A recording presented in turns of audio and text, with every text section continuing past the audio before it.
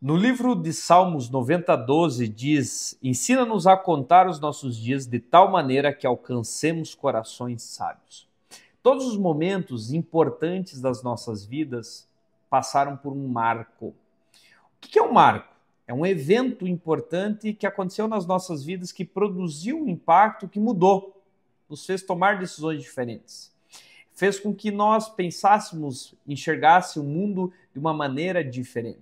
É um momento marcante, é um momento decisor, que possivelmente teve um impacto emocional em quem nós somos. E cada momento que acontece algo, inicia-se um ciclo nas nossas vidas. Como, por exemplo, nascimento, casamento, empresa, abrir um negócio, começou a trabalhar em algo. E entender o ciclo que nós estamos vivendo nos ajuda a alcançar a sabedoria para a tomada de decisão. E nós podemos dividir esses ciclos em ciclos de 7 anos. O primeiro ano é conhecido como o ano da aprendizagem. É um ano onde o nosso foco deve ser aprender, porque ninguém começa sabendo de tudo. Então é um tempo de absorver, ouvir, estudar, refletir, é um tempo de investir no desenvolvimento e não colher nada. Agora o problema é que a grande maioria das pessoas, elas pensam em ganhar e não aprender. Nós vemos isso de uma forma visível diariamente quando alguém consegue um trabalho e aí outra empresa oferece R$ 100 e a pessoa simplesmente troca aquele lugar.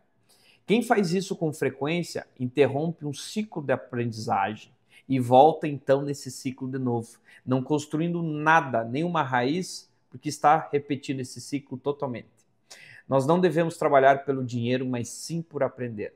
Se você recebe um salário, a mentalidade deve ser que aquilo é só um bônus, porque a coisa mais importante é o aprendizado. Quem aprende não depende. Quem trabalha só pelo salário vai depender dele a vida inteira. Tanto é que a Bíblia diz que o amor ao dinheiro é a raiz de todos os males. Aonde estiver seu coração, ali está o seu Deus. Quem gosta de aprender vai sempre se sobressair em qualquer lugar que esteja, porque prefere aprender do que ganhar, porque o seu coração é um coração de um eterno aprendiz.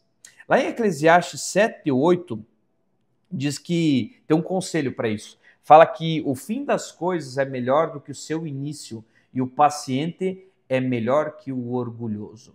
No primeiro ano, Deus não espera que nós façamos coisas mirabolantes, mas que sim, nós estabelecemos uma profundidade de conhecimento e entendimento com aquilo que está sendo ensinado nas nossas vidas. O segundo ano é conhecido como o ano de servir.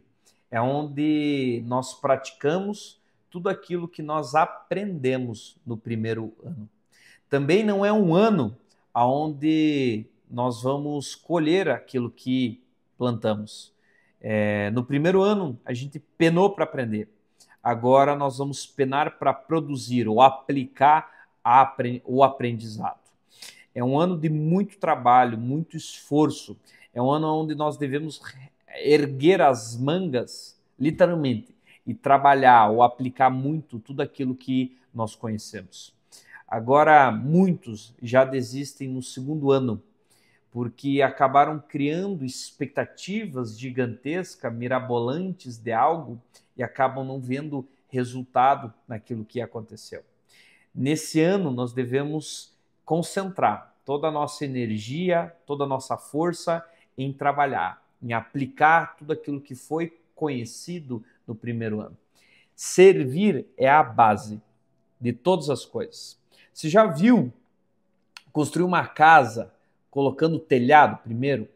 Quando você vai ver a construção de uma casa ou de um prédio, você vai ver que primeiro começa fazendo os buracos, as valas, coloca as ferragens, faz a sapata, trabalha dias e dias trabalhando e parece que não apareceu nada daquilo, porque a base ela nunca fica evidente.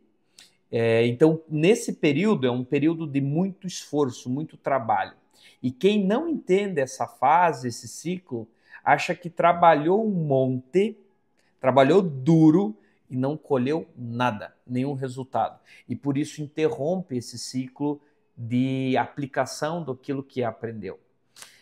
Você só passa a gerar valor se você sabe servir com aquilo que você aprendeu. Existe uma história falando de José na casa de Potifar, que José foi elevado ao palácio do rei, porque tudo o que ele fazia com excelência. Em Salmo 126, 6, diz que aquele que leva a preciosa semente andando e chorando, voltará sem dúvida com alegria, trazendo consigo os seus molhos. O que esse texto está falando para cada um de nós? É nesse ano onde a gente faz, trabalha, se entrega, se esforça e muitas vezes não tem tempo para nada, para mais nada. Porém, é um momento onde nós devemos persistir e servir com excelência tudo aquilo que nós estamos fazendo. O terceiro ano é conhecido como o ano da aliança, onde os teus compromissos e os relacionamentos eles se tornam mais sólidos e mais firmes. Depois de 3 anos de convívio com uma pessoa, é difícil se quebrar um relacionamento. Por que isso acontece? Nós não deveríamos fazer alianças com ninguém antes de 3 anos, porque os 3 anos nos mostram a profundidade. O primeiro ano foi o ano do aprendizado, o segundo ano foi o ano de servir. É aí que você descobre a mentalidade e a capacidade de servir das pessoas. O terceiro ano é um ano muito importante em nosso relacionamento, porque eles passam a ficar sólidos. A palavra de Deus diz que os frutos são vedados. O que isso significa? Que ainda não é momento de colher, mas sim momento de firmar as alianças, aquilo que nós estamos construindo. Na terceira parte do ciclo, no terceiro ano, que é o ano da aliança, é quando as pessoas vão se aproximar de nós, porque nós passamos a cumprir as 2 primeiras etapas. Nós evoluímos no entendimento e também evoluímos no servir. Quem domina um conhecimento e sabe servir as pessoas, começa a atrair pessoas para perto de si. Só que ainda não é um tempo de desfrutar. Até, um belo exemplo disso, né? Até 3 anos, Jesus tinha um relacionamento de mestre, de discípulo, de senhor e servo. Mas no final do ministério dele, nos 3 anos, Jesus sentou com seus discípulos e falou para eles, lá na Santa Ceia, que agora eles eram amigos de Jesus. Esse é o ano que surgem as amizades, as alianças empresariais, espirituais, ministeriais, entre outras. E cumprir o terceiro ano é validar a aliança que nós estamos cumprindo os ciclos. Quando começam a aparecer pessoas para perto, significa que nós estamos dentro do terceiro ciclo. Esse é um ano, inclusive, que existe muito divórcio entre casais, porque as pessoas não querem fazer aliança com quem não tem um coração ensinável e quem não sabe servir, se doar ao outro. É também o ano em que a maioria das empresas fecham as portas. Empresas, empresários que abrem os seus negócios visando somente o lucro e não se preocupam em aprender e não gostam de servir, quebram, porque não conseguem construir ou fazer alianças. Querem apenas uma amostra grátis, mas não estão dispostos a ter um compromisso com as pessoas, com os ambientes, com os negócios. E por isso eles não conseguem consolidar uma aliança.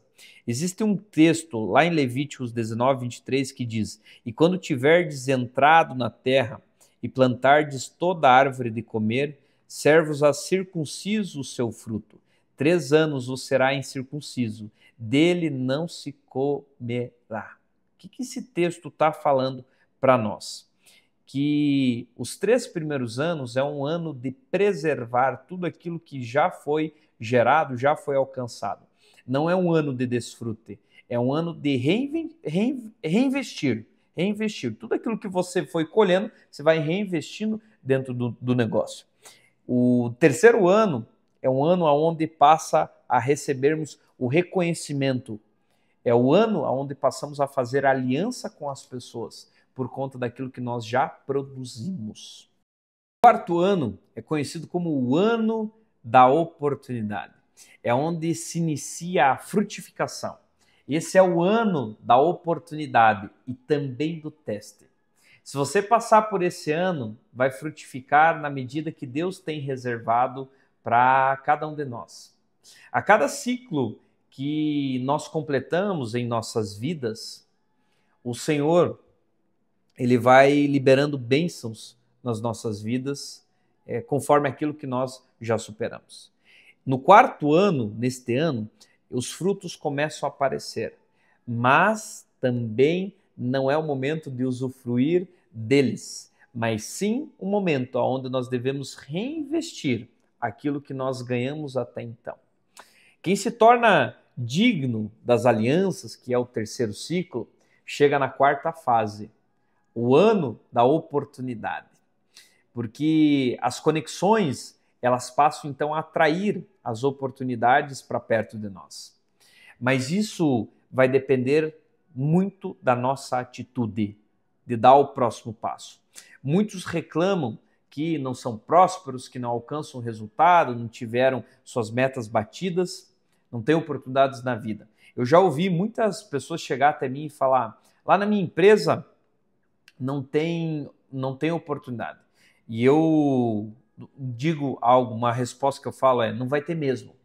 Porque não é obrigação da empresa gerar essa oportunidade, é a sua. E no quarto ano é que nós começamos a ver os resultados que aconteceu, os resultados daquilo que foi gerado. Só que é algo muito importante entender aqui, os frutos ainda não estão prontos. Desafios vão acontecer para provar cada um de nós nesse ciclo, nessa fase. Pessoas vão checar se aquilo de fato está acontecendo, vão provar cada um de nós. E se você cumpriu as outras fases, você passa então a poder fazer bons negócios e avançar em direção a essas alianças. Em Lucas 13, 6, 9 diz que o quarto ano é o ano em que de fato Deus espera que alguma coisa aconteça e que o fruto ele começa a aparecer. E dizia esta parábola: um certo homem tinha uma figueira plantada na sua vinha e foi procurar nela fruto, não o achando. E disse ao vinhateiro: eis que há 3 anos venho procurar fruto nesta figueira e não o acho. Corta, porque ocupa ainda a terra inutilmente? E respondeu ele, disse-lhe: Senhor, deixa este ano, até que eu a escave e a esterque. E se der fruto, ficará, e se não, depois a mandarás cortar. Esse texto está falando que se nós preservarmos em alguma coisa por 4 anos, nós veremos grandes resultados na nossa vida. E o mais importante entender dessa movimentação é que os nossos primeiros frutos, eles devem ser consagrados ao Senhor. Esse texto está lá em Levíticos 19, 24, diz assim: no 4º ano, todas as suas frutas serão santas, será uma oferta de louvor ao Senhor. O 4º ano é o ano da oportunidade, mas será também um ano onde Deus vai provar o nosso coração, se o nosso coração ele está voltado a Deus ou está voltado às coisas terrenas aqui dessa terra. Porque, de novo, o texto fala, né, que o amor ao dinheiro é a raiz de todos os males. Então, esse será um ano onde nós vamos ser provados com os resultados que começam a acontecer. Nós teremos muitos testes, teremos o fruto na nossa mão, mas ainda nós não teremos autorização para comer desse fruto. 5º ano, conhecido como o ano da aliança ou perseverança. É o ano onde as coisas se definem. É onde nós nos definimos tanto profissionalmente, emocionalmente, as coisas de forma matrimonial, as coisas das nossas vidas, elas começam a tomar uma decisão. Olha só que interessante, inclusive, existem algumas estatísticas que muitos casamentos eles acabam com 20 anos.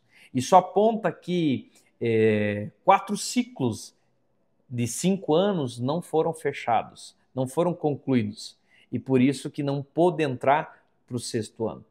O 5º ano é o ano onde define-se as coisas, é o ano da insistência ou persistência. Nós não podemos desistir no 5º ano. Por isso que é muito importante preservar na oração, na fé, na prática do bem, porque nós vamos começando a ver as bênçãos acontecer. Nós devemos confiar plenamente nos princípios de Deus, porque são eles os fundamentos, o caminho para alcançar as promessas que Deus tem para cada um de nós. Agora existe um problema aqui para pessoas que são vítimas, são vitimistas, são frágeis, elas não perseveram, elas não insistem para conseguir aquilo que elas querem. Então elas acabam saindo do ciclo e repetindo ele, recomeçando. Muitas coisas na nossa vida, até no 5º ano, 5º ciclo, elas não estão como nós gostaríamos. Mas é o teste para de fato adentrarmos ao 6º ano, que é conhecido como crescimento exponencial. É também um ano onde muitas empresas elas acabam passando por dificuldades. Elas acabam entrando em crise. E cumprir essa fase mostra a cada um de nós a capacidade de dobrar a estrutura do negócio no ano seguinte, se de fato nós conseguirmos conquistar ou romper essas áreas da nossa vida. Então é necessário que nós venhamos perseverar dentro desses desafios que estão por vir. Existe um texto em 2 Reis 13, 14, 19 que diz: Ora, Eliseu estava sofrendo da doença da qual morreria, então Jeoás, rei de Israel, foi visitá-lo. E curvado sobre ele, chorou gritando: meu pai, tu és como os carros e os cavaleiros de Israel. E Eliseu lhe disse: traga um arco e algumas flechas, e assim fez. Pega o arco em suas mãos, disse o rei de Israel. Quando pegou, Eliseu pôs suas mãos sobre as mãos do rei. Ele disse: para abrir a janela que dava para o leste e atirar. O rei o fez. Então Eliseu declarou: esta é a flecha da vitória do Senhor, a flecha da vitória sobre a Síria. Você destruirá totalmente os arameus em Efeque.